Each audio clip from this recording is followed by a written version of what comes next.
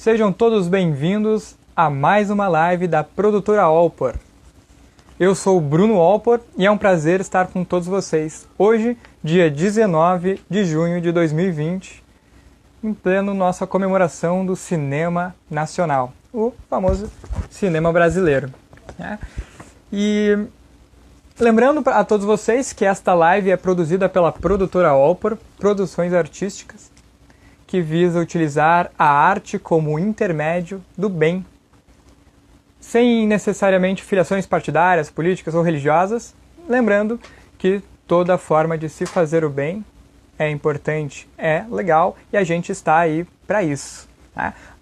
Não esquecendo que arte é fazer o bem através do belo. Bom, antes da gente começar a nossa live sobre o nosso tema especial, vamos dar um recado que lembrando que eu estou recebendo um retorno aqui da minha voz. Tá me ouvindo? Eu estou te ouvindo. Só um minutinho então. Eu tô me ouvindo. Muito. Tá me ouvindo bem? Tô te ouvindo tranquilo. Então tá bom. Então antes da gente iniciar o nosso bate-papo especial, lembrando que a gente tem um recado especial para dar, que é o nosso projeto Nos Ajude com a Procura da Felicidade. É um projeto que está hospedado na plataforma do Catarse, onde vocês podem utilizar para contribuir com a gente. E com a nossa peça teatral A Procura da Felicidade, que é uma parceria com os irmãos Richter. Vocês encontram um link para acessar o nosso projeto Nos Ajude com a Procura da Felicidade aqui no Instagram, na bio. Vocês também encontram no Facebook, no Instagram, no site. E se vocês quiserem, também pode nos mandar um WhatsApp, que a gente cria uma forma de passar para vocês este projeto bacana. Lá vocês vão ter detalhes sobre o objetivo, sobre o que é a peça e também como ajudar e o que vocês ganham com isso, que é o mais bacana. Hoje o nosso tema então é cinema brasileiro, cultura e afins. E para fazer esse bate-papo muito bacana, nós temos aqui o ator dos irmãos Ritter, trabalhador da produtora Alpor e graduando de cinema da Federal de Santa Catarina, Gabriel Ritter. Olá, gente. Olá. Muito obrigado por essa apresentação. Boa noite, primeiramente. E faz tempo que eu não te vejo, Bruno. Tudo bom? Como é que está? Pois é. Quarentena tá difícil, né? O cara não consegue conversar, não consegue se ver. Exatamente. Então, antes da gente dar início ao tema, eu vou explicar mais ou menos como é que vai funcionar o nosso bate-papo. Então, durante o nosso diálogo, em algum momento mais pro meio, vamos ter um momento de perguntas da galera, onde a gente vai responder, o nosso convidado, Gabriel Ritter, vai responder um pouco sobre as dúvidas de vocês. Só não mandem pergunta difícil, pelo amor de Deus. Não mandem pergunta difícil.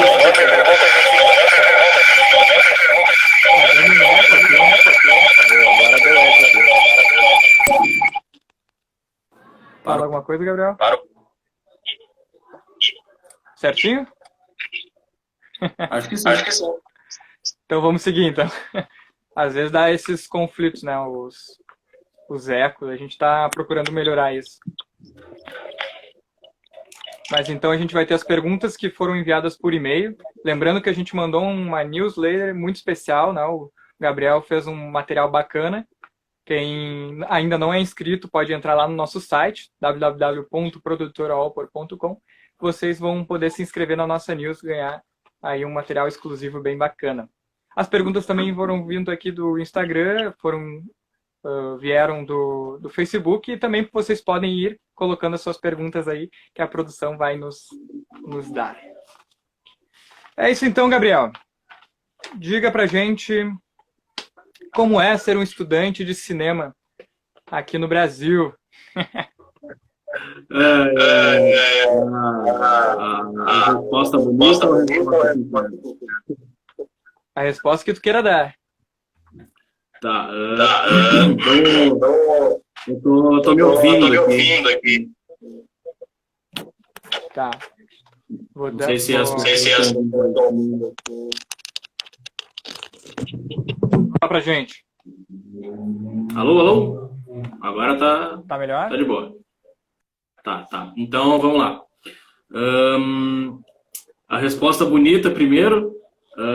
Ser um estudante de cinema é uma coisa incrível, é uma coisa linda. Eu sempre tive essa paixão, desde quando eu era criança, de que eu queria trabalhar com filmes, trabalhar com cinema, e primeiro eu fiz faculdade de teatro, e depois eu fui para a faculdade de cinema, e é uma coisa incrível, assim, é muito tu pegar as tuas ideias, os teus ideais e passar por uma obra que pode inspirar as pessoas, e eu acho isso uma coisa muito, muito linda, muito incrível. E agora a resposta verdadeira é que é muito incrível, é muito lindo e é tudo isso que eu falei também, só que é muito difícil também. A gente sabe que a área do cinema no Brasil não é uma área que é tão valorizada assim. Eu preciso falar isso. Hoje é Dia Nacional do Cinema. Eu espero que as pessoas se conscientizem um pouco mais e assistam mais cinema nacional. Não é só a comédia da Globo que existe. Tem muita coisa boa, tem muita coisa diferente. Não é só Minha Mãe é uma Peça, Candidato Honesto. Não que eu estou falando que esse tipo de filme é ruim. Eu me divirto muito assistindo Minha Mãe é uma Peça, assistindo Candidato Honesto, dou risada, mas o importante é esse equilíbrio, né? Não assistir só um tipo de coisa, né? Tem que assistir coisas mais variadas, porque o cinema brasileiro não é só isso. A gente tem vários exemplos de filmes que fogem disso, que não são, entre aspas, a comédia da Globo, assim, muitas aspas, que são incríveis que a gente tem no Brasil, o próprio Tropa de Elite, Bacurau, Cidade de Deus, Central do Brasil, Lobo Atrás da Porta, e eu posso ficar, assim, dando uma lista gigante que tem muito filme bom, muito filme legal, muito filme incrível, que a gente produz muita coisa, só que o problema é que muitas vezes essas produções não chegam no público. E o que é o cinema, né? O cinema é um filme tocando e alguém assistindo. Então, se não tem ninguém assistindo, é meio complicado falar de cinema, né? Então, a gente tem essa luta aí, essa batalha de tentar fazer chegar nas pessoas o nosso trabalho. Tu diz da questão da dificuldade de chegar ao cinema nacional, né, brasileiro, para as pessoas. Tu diz isso no sentido que pela falta de espaço no mercado ou a dificuldade em produzir o filme em si? São ambas as coisas, mas a maior dificuldade está realmente na distribuição. Tá em como é que esse filme vai chegar na sala do cinema, né? Porque, bom, vamos pensar num multiplex, várias salas de cinema e tal, e a pessoa o dono precisa pagar as contas. Não é barato manter uma sala de cinema. O aluguel do shopping é caríssimo para tu manter o teu espaço lá. A manutenção é caríssima. Então, imagina, né? Imagina. Estreou Vingadores. E tu sabe que todo mundo vai querer ver Vingadores. As maiores bilheterias da história, Vingadores, Star Wars, essas franquias, assim, né? E então aí tu para e pensa, né?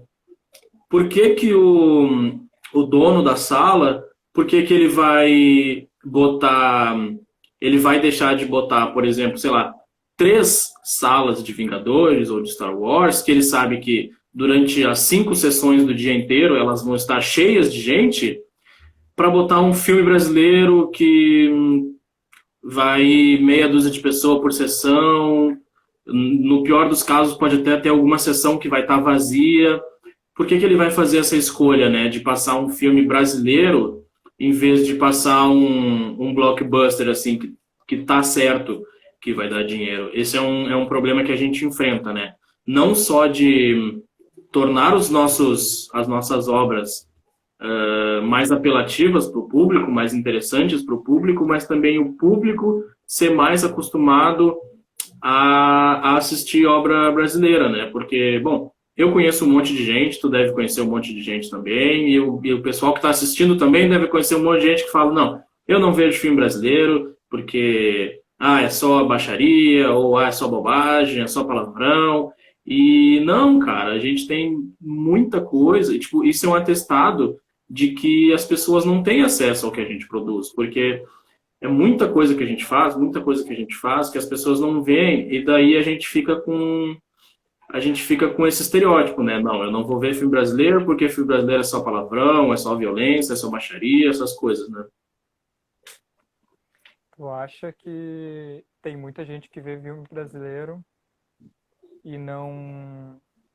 Eu fiz essa pergunta para mim, na verdade, hoje, quando eu li o stories da produtora hoje, né, sobre o filme, para marcar, né, escrever ali um filme brasileiro da tua infância, né? Bom, enfim, e eu fiquei, né, tentando lembrar, e tu acha que as pessoas elas não conectam a questão do filme brasileiro que elas assistiram como um filme brasileiro, um filme nacional?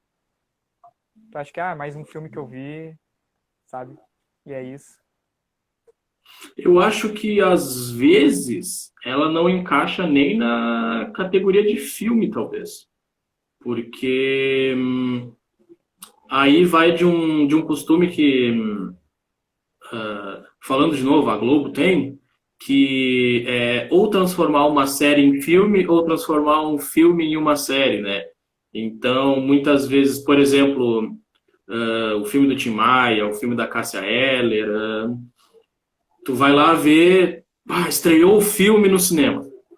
E daí, um mês depois, tá a minissérie na Globo em 6 episódios, assim, sabe? Então, daí rola até pode até rolar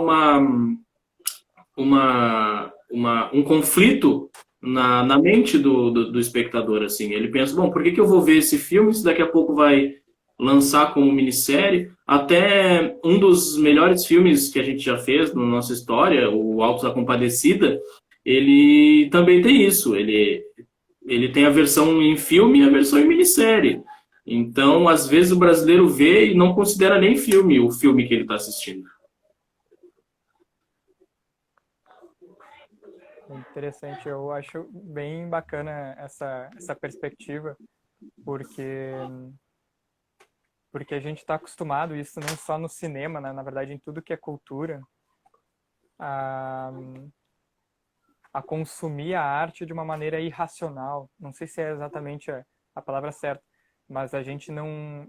eu vejo, né, também é uma visão minha, eu vejo que a questão artística do brasileiro, né, no povo brasileiro, é de uma arte mais de via de escape, como se nós utilizássemos a arte apenas como um descanso, né?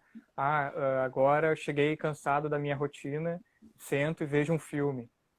Agora eu tô cansado, cheguei do meu serviço, vou ver um pedaço da novela, né? E acaba não consumindo aquilo pelo que ele é, né? Pelo aspecto artístico dele. Não sei se eu tô muito fora, cara.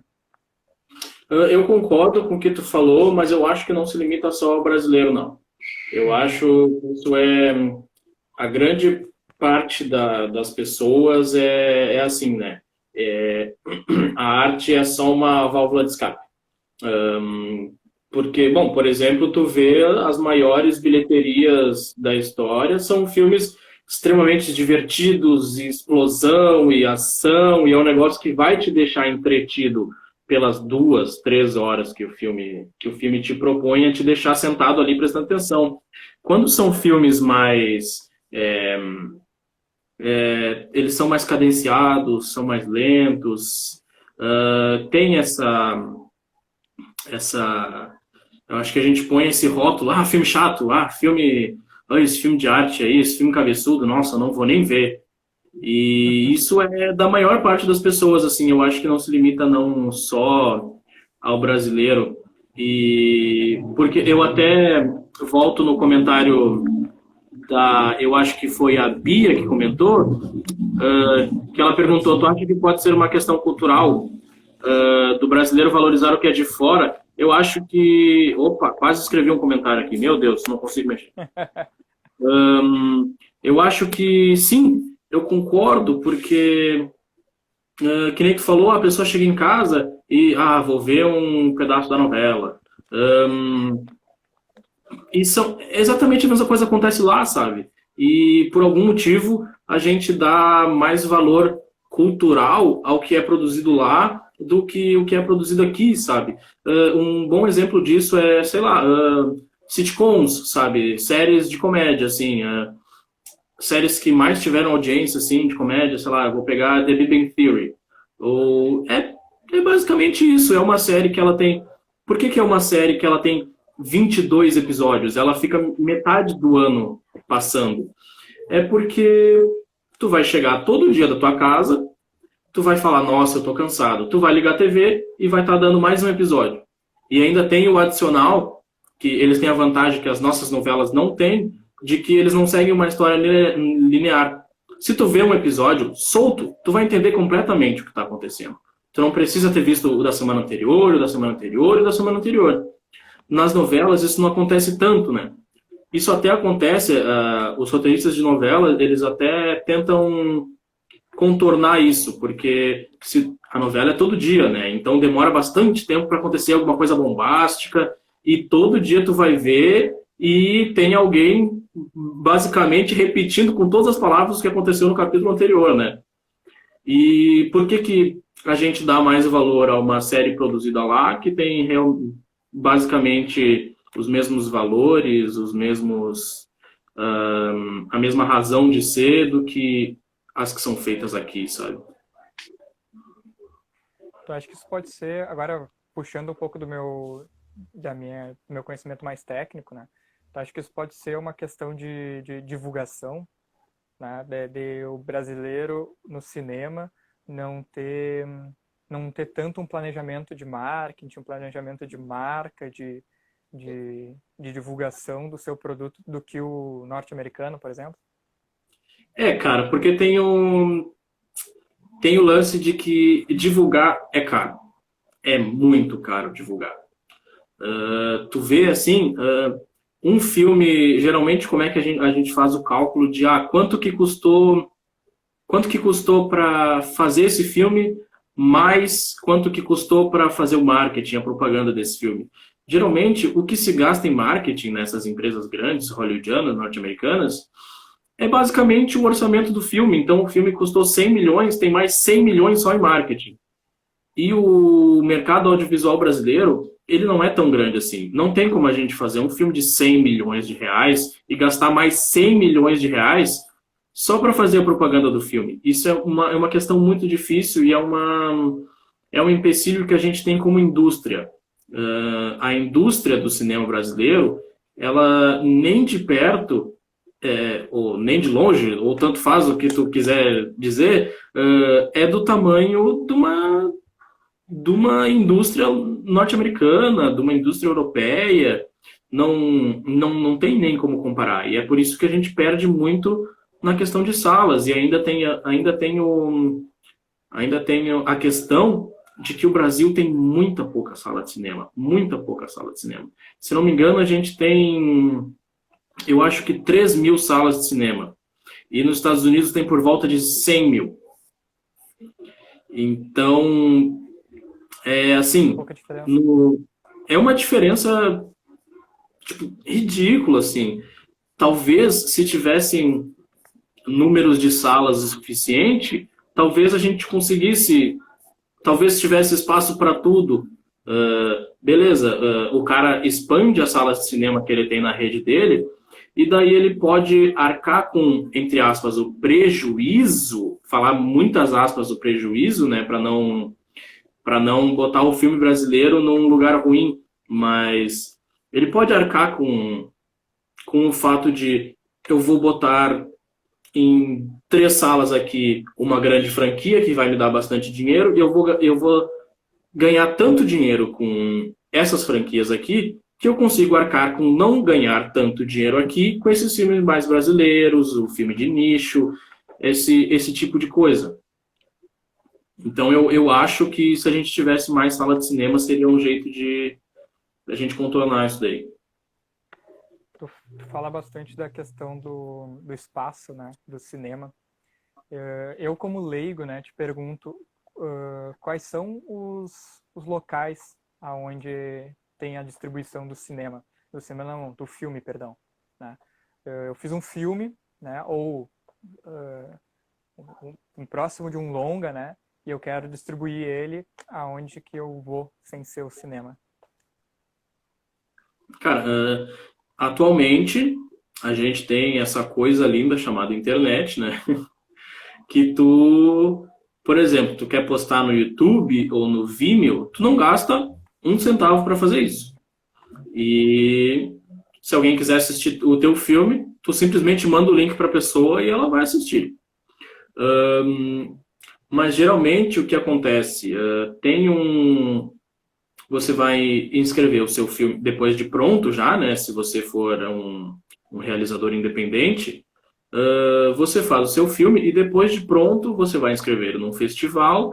Nesse festival vão ter produtores, pessoas do mercado, e eles vão olhar e pensar, bom, esse filme vale a pena investir para ter uma distribuição maior. E aí esse produtor, esse distribuidor, ele vai fazer os seus cálculos e ver quanto vai custar para distribuir esse filme, fazer todo um planejamento de marketing mesmo, de distribuição, para ver se vale a pena ter esse filme na sala de cinema, e ainda brigar com as distribuidoras grandes, né? Que como eu falei antes, é bem difícil, né? Tu chega lá com o teu filminho, eu fiz o meu filme aqui, e daí tem um monstro lá chamado Jurassic Park, sei lá, Velozes e Furiosos, passando no cinema. Então, a fonte, assim, de maior retorno pro cineasta, para a equipe, seria o cinema mesmo. Tentar levar para o máximo de sala de cinema. Às vezes sim, às vezes não, depende muito do caso, né? A gente também tem plataformas de streaming, que é uma outra opção que é até mais fácil, né? Ela é mais barata. Por exemplo, a Netflix está investindo bastante em séries brasileiras, séries nacionais. Teve o 3%, agora chegou a 2ª temporada do Coisa Mais Linda. É uma série brasileira, uma série nova, Reality Z, uma série de zumbis brasileira. Cara, eu não assisti, eu não sei dizer se é boa, se é ruim, mas, cara, uma série de zumbi brasileira, sabe? Tipo, isso tu não vê em qualquer lugar. Eles realmente estão investindo em um negócio diferente. E é entre aspas, um meio mais fácil, talvez, porque, por exemplo, a Netflix, ela está em todos os países. Ela está em todos os países do mundo inteiro. Se uma pessoa tem internet, fez assinatura, ela tem a Netflix. Então, imagina, o que é tu batalhar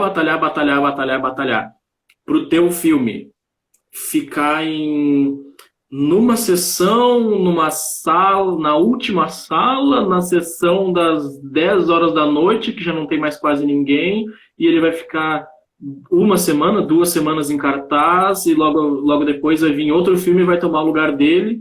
Tipo, será que vale a pena ter toda essa batalha se tu pode fazer um acordo com a Netflix, ou com a Amazon Prime, ou com outros tantos serviços de streaming que a gente tem, que ele vai te pagar uma grana, vai botar o teu filme ali, e literalmente, num instalar de dedos, o teu filme vai estar disponível para o mundo inteiro assistir.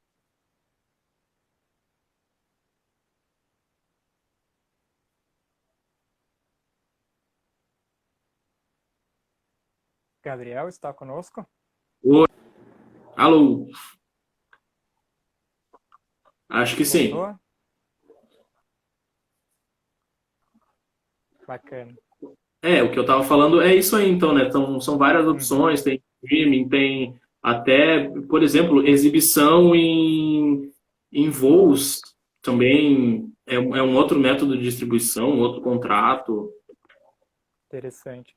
O mais interessante, né, é que a gente está sofrendo uma grande transformação, e não digo isso só pelo momento pandêmico que vivemos, mas eu acho que já vem há uns anos abrindo espaço para tudo que é arte, tudo que é área, na verdade, né? E pelo menos eu acredito que isso vai trazer mais oportunidades no futuro, principalmente para gente que é independente e que muitas das vezes espera uma única oportunidade na vida, e talvez agora a gente comece a ter mais de uma.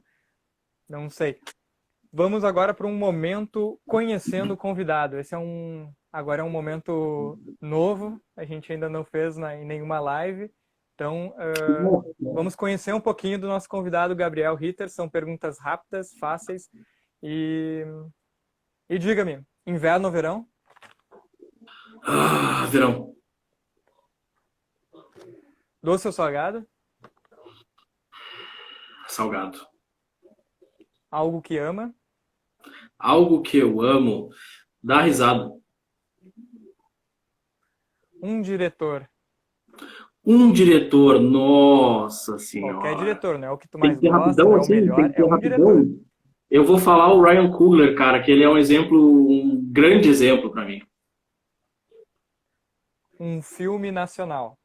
Qualquer Um filme filme que tiver à mente. nacional. Jesus, eu vou falar o primeiro que me vem na mente, porque eu estava assistindo ele ontem, que o Telecine estava passando de graça no YouTube, Bacurau. Muito bom, muito bom. Esse é um pouquinho do Gabriel, a gente está estreando esse quadro, espero que vocês gostem, né? Com certeza a nossa amiga ali botou um diretor ou uma diretora, né? Fala uma diretora agora, então, vamos ver, vamos testar os teus. Vamos lá. Uma diretora, deixa eu pensar. Cara, a Ava DuVernay. Eu sou muito, muito fã do trabalho dela. Ela é assim como o Ryan Coogler também, é uma diretora negra. Ela tem um trabalho fenomenal. Eu acho que a gente pode dizer assim, ela foi pro mundo como num documentário do Netflix que se chama A 13ª Emenda, e é um documentário bem pesado, ele é um soco na cara, assim. Vou falar um pouco dela aqui.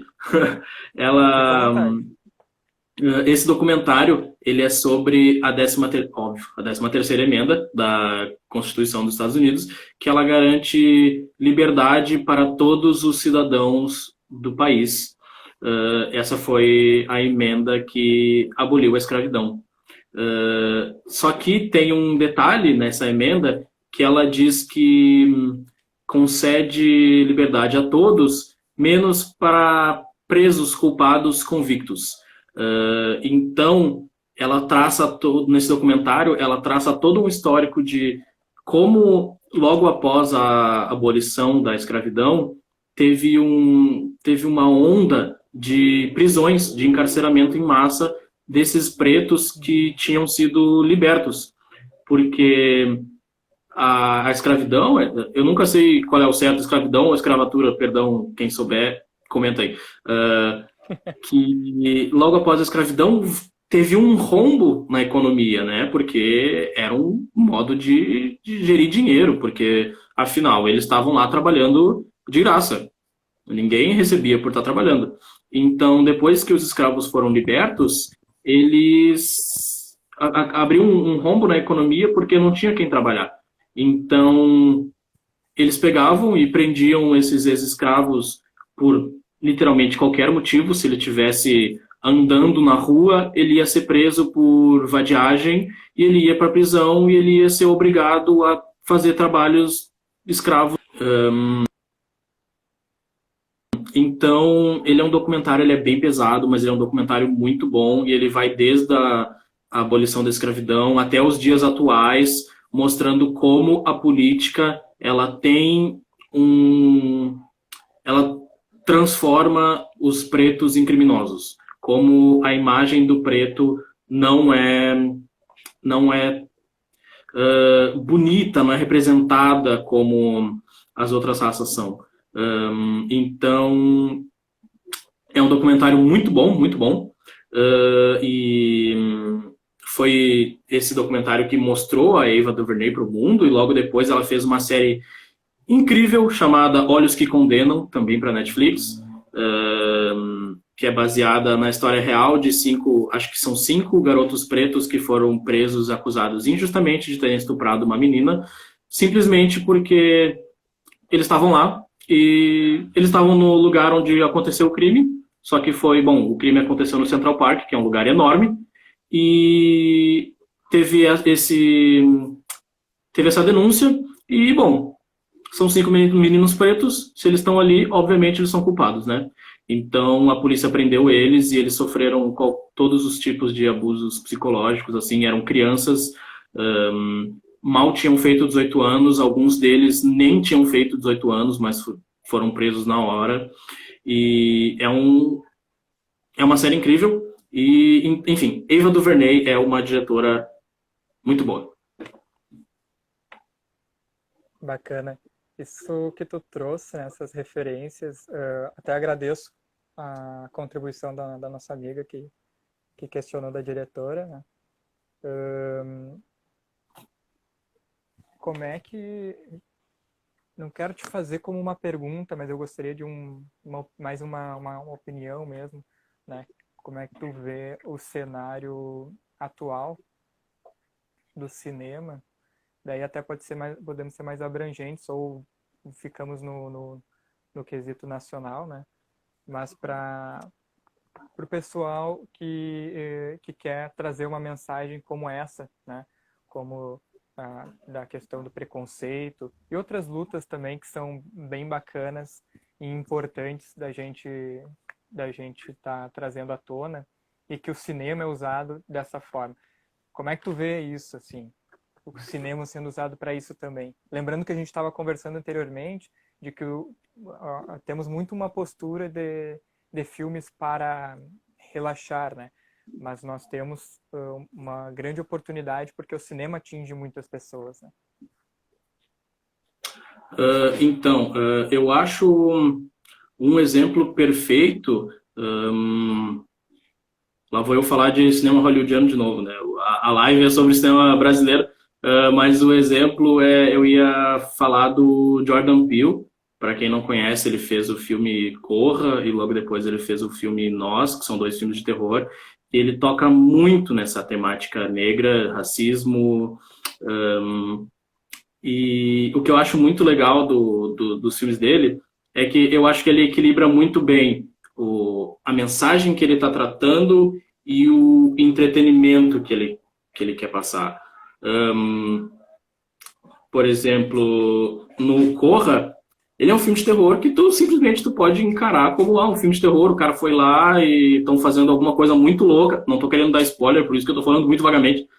O negão foi lá encontrar os pais da namorada, que é branca, e daí tem alguma coisa muito louca rolando. E se tu quiser, tu vê esse filme assim, tu encara desse jeito e pronto, acabou, é isso, sabe? Mas se tu parar e tu pensar, tu vê, nossa, muitas críticas e situações que a pessoa preta ela pode se identificar muito. Ele vai falar com o sogro e o sogro fala: nossa, mas eu sou muito fã do Obama, sabia? Nossa, eu votaria nele de novo se ele tivesse concorrido ao 3º mandato. Ou ele tá na festa e só tem gente branca e as pessoas ficam: não, porque negros, eles têm um corpo diferente e eles são mais fortes, não sei o que e tal. E como se ele fosse um objeto a ser explorado, a ser descoberto, e todo mundo, todos os pretos podem se identificar com isso. E é uma mensagem muito poderosa que ele traz e que a gente pode se identificar bastante. E ele equilibra muito bem esse lado entretenimento e esse lado de passar a mensagem mesmo.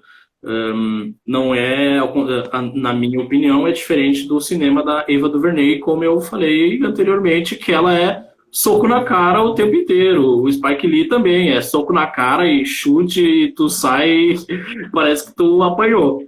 É um cinema muito poderoso, assim. Mas o Jordan Peele ele tem mais esse apelo popular, né? Porque ele equilibra mais e às vezes, por exemplo, o Spike Lee ou a Ava DuVernay não chegam tanto nas outras pessoas porque eles são muito fortes, pungentes nesse assunto que eles querem abordar. Quanto mais a gente segmenta, né, Gabriel, mais a gente acaba que, não digo excluindo, mas eu digo selecionando, né? Até cria uma certa visão de, esse filme é para negros, ou esse filme é para fulano, para ciclano. O que, na verdade, eu acredito que não, né? Eu acho que a arte é para todos, né? E até é importante que a gente veja como assim, para que a gente consiga entrar nessas realidades. Eu acho que o cinema é uma das grandes oportunidades da gente entrar nas realidades, porque a gente consegue ver com detalhes diferentes de outras formas artísticas, né, outras expressões artísticas, onde a gente também é sensibilizado pela causa que está sendo apresentada. No cinema, a gente tem o aspecto visual, né? Então a gente vê o beco que ele está descrevendo, como se eu estivesse lendo um livro, o olhar, né, que se fala tanto. Então eu identifico, eu vejo, e às vezes eu percebo que, nossa, isso daí realmente faz parte da minha realidade, independente se eu estou de um lado ou do outro, entende? Então eu acho que o cinema é muito, muito poderoso, e a gente tem que como público, tem que aproveitar. Eu acho que a gente tem que aproveitar. Tu estava falando dessa questão e eu fiquei pensando, tu acha que falta mais para o cinema brasileiro filmes que tenham que tenham um aspecto mais lutando por causas? Eu acho que falta chegar no público. Eu acho que falta de existir não tem tanto assim. E eu acho que a gente produz muita coisa que tem uma mensagem a passar, que fala sobre isso, só que essas coisas não chegam no grande público. Claro que, no geral, falta serem produzidos mais filmes, né? Mas eu acho que a gente tem uma parcela muito boa, assim, de filmes conscientes, digamos assim, no que eles querem dizer, na mensagem que eles querem passar, só que tem essa dificuldade de não chegarem. Tipo, por exemplo, assim, eu estou na faculdade de cinema, eu escrevi um roteiro, eu simplesmente não tenho como fugir de que eu sou um cineasta negro. Isso nunca vai fugir do meu texto, isso nunca vai. As coisas que eu passei na minha vida, as coisas que eu passo na minha vida, que eu certamente vou passar na minha vida, elas jamais vão fugir do meu texto. Isso está intrínseco em mim, logo isso vai estar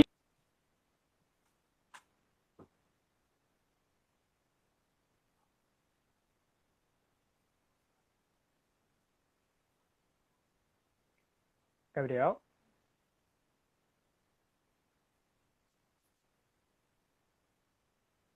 Voltou. aí. Tá. Então é isso que eu estava dizendo, assim, falta mais. Por que a gente não tem tantas histórias focadas nisso? Porque não tem tantos realizadores pretos ou realizadores asiáticos ou LGBTQ+, que façam essas obras e que chegam no público. Porque não adianta tu querer que tenham mais obras falando sobre isso se não tem realizadores no mercado que podem falar sobre isso. tu vê como uma questão parcial quando uma equipe mais, vamos dizer assim, uma equipe grande até, mas formada por uma grande maioria, principalmente os cabeças, os pensantes brancos, falando de uma temática negra, tu vê como um trabalho que parcialmente atinge o objetivo, ou tu acha que isso não tem muito a ver, vai depender de pesquisa, sei lá, então, não sei. A minha opinião sobre isso é falando mais sobre os pretos, né, que eu tenho propriedade, que daí eu tenho propriedade para falar, mas cara, se tu quer que seja feito um filme sobre preto, deixa um preto fazer, sabe? Os brancos já fizeram tanta coisa, já fizeram tanto whitewashing, já tomaram tanto protagonismo que não era deles. Se tu quer tanto, assim, ser uma pessoa que, nossa, eu quero que isso aconteça, eu quero fazer isso acontecer, beleza, então ajuda, mas não tira o protagonismo dessa pessoa. Se tu, por exemplo, uma equipe só de brancos quer fazer um filme sobre vidas negras, tu para e pensa, será que é certo isso? Será que tá certo aqui? Eu tô querendo dar protagonismo para as vidas negras, mas ao mesmo tempo eu não tô exercendo esse protagonismo, eu tô botando ele só na tela, mas na minha equipe é só gente branca. São esses questionamentos que a gente tem que fazer, né?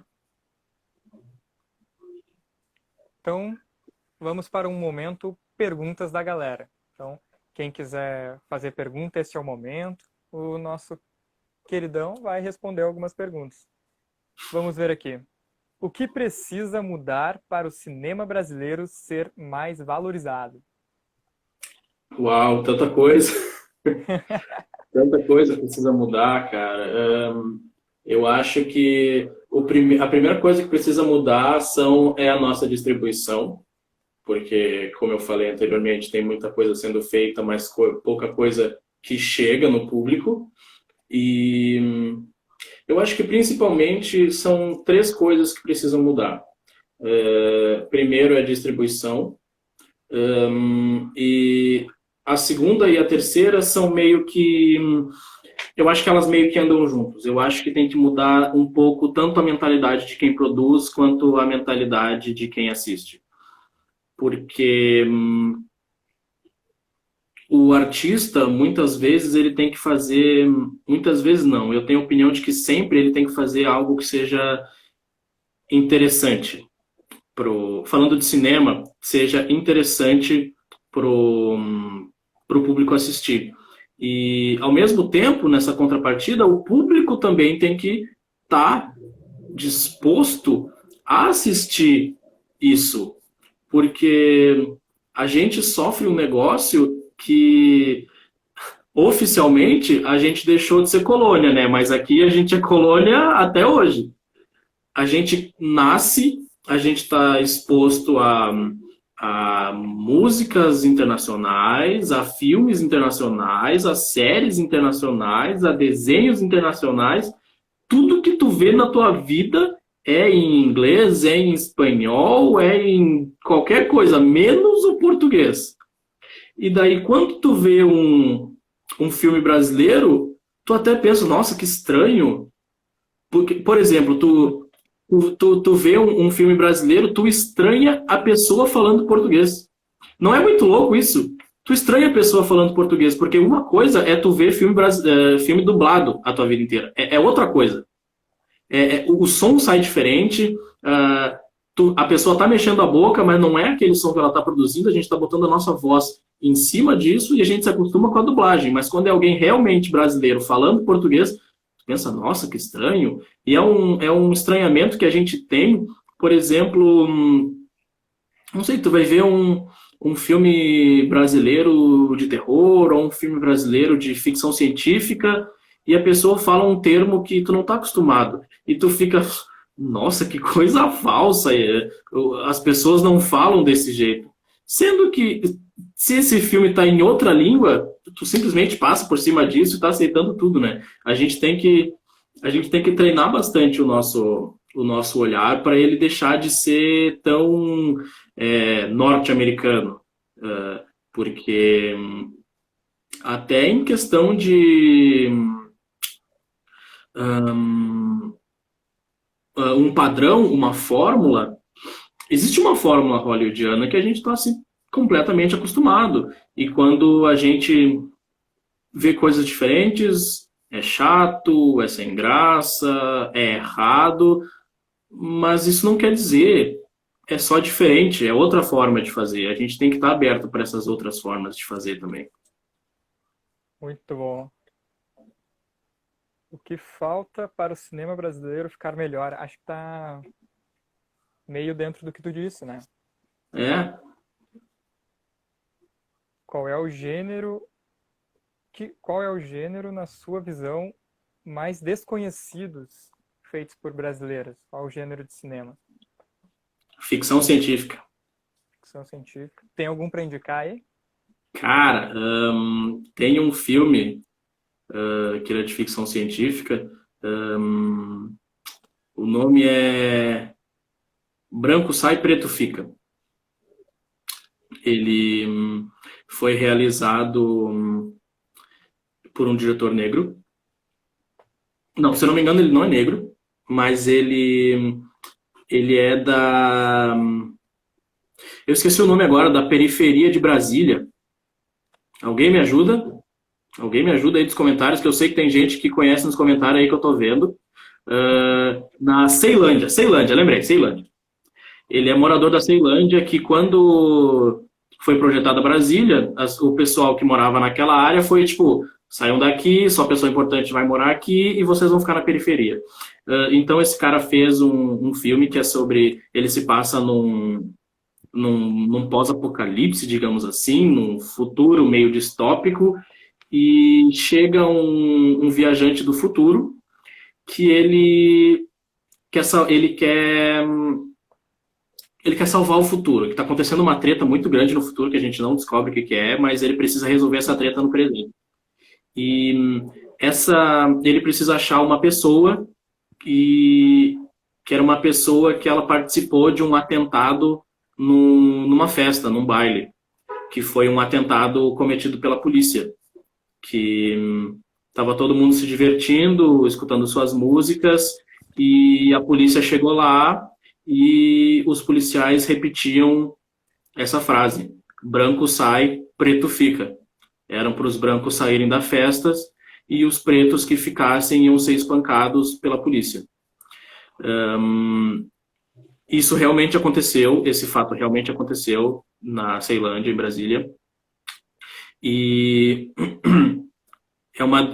já nos dá uma bela de uma denúncia do tratamento que a polícia tem de brancos para pretos, né? Como é diferente isso. É um filme bem legal, mais uma vez, é aquela coisa que tu tem que estar disposto para assistir uma coisa diferente, porque em muitos momentos ele é bem lento, e ele é feito com pouco orçamento. Não vai achando que tu vai assistir um Exterminador do Futuro, que é assim, foi feito com pouco dinheiro, foi feito muito na raça, e assim, é um filme muito legal. Ele tem na Netflix, inclusive, então ele tá de fácil acesso para quem quiser assistir.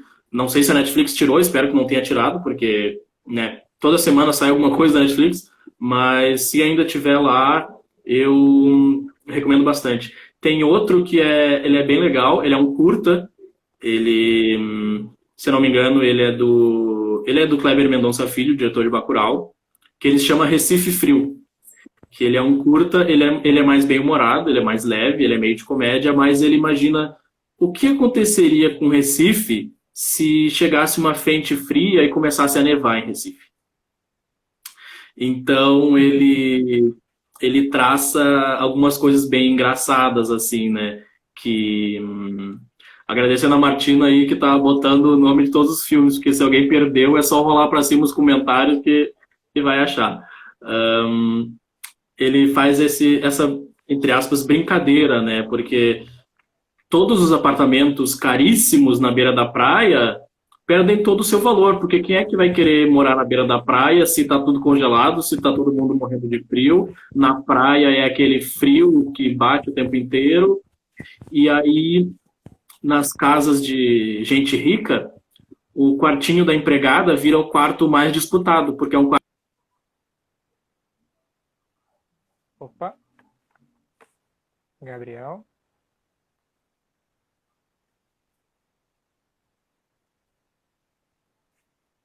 Gabriel está conosco?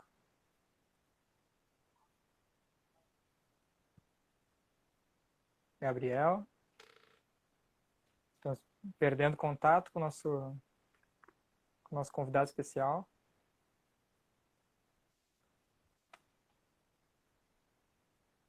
Voltou? Voltou. Opa, beleza. Então é isso. Tem esses dois, né? Recife Frio, Branco Sai Preto Fica. Tem outros filmes, quem quiser pesquisar. Com certeza, né, Gabriel? Com uma pesquisa, se a gente for, a gente encontra muita coisa legal que está aí esquecido ou não está tendo a atenção que pode ter. E a gente pode estar aí se divertindo também, né? Se a gente gosta tanto de se divertir com a área do cinema, a gente pode sim encontrar no cinema nacional bastante coisa para se divertir. Então a gente vai encerrando, chegando no fim do nosso bate-papo.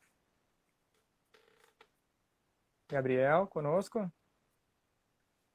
Tá que nem alma penada, né? A gente fica chamando Gabriel, tem que chamar 3 vezes, na frente do espelho. Já dá pra fazer um curta, né, Gabriel? Não sei se tu vai me ouvir, mas... Vamos ver. Gente, bom, nosso querido amigo convidado especial finalizou, né? Saiu, acho que a internet dele acabou. Mas é uma grande honra ter feito essa conversa, esse diálogo. Espero que vocês tenham gostado. Hoje é o Dia do Cinema Brasileiro, Cinema Nacional. Então, espero que tenha sido de bom proveito. Vocês podem ter percebido que faltou assunto. Acho que ele está aqui ainda. Vamos ver. X coração, X coração, X coração. Não é que ele apareceu, olha aí. Me pediram para falar 3 vezes X coração e tu apareceu. Olha aí, deu direitinho. Direitinho.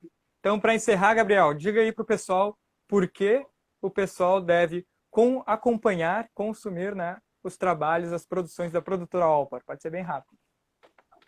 Porque o Rapidão assim, é muito divertido, é muito legal, é muito bacana, é brasileiro e apoiem o teatro e o cinema brasileiro e é isso aí. Arte é legal. Tamo junto.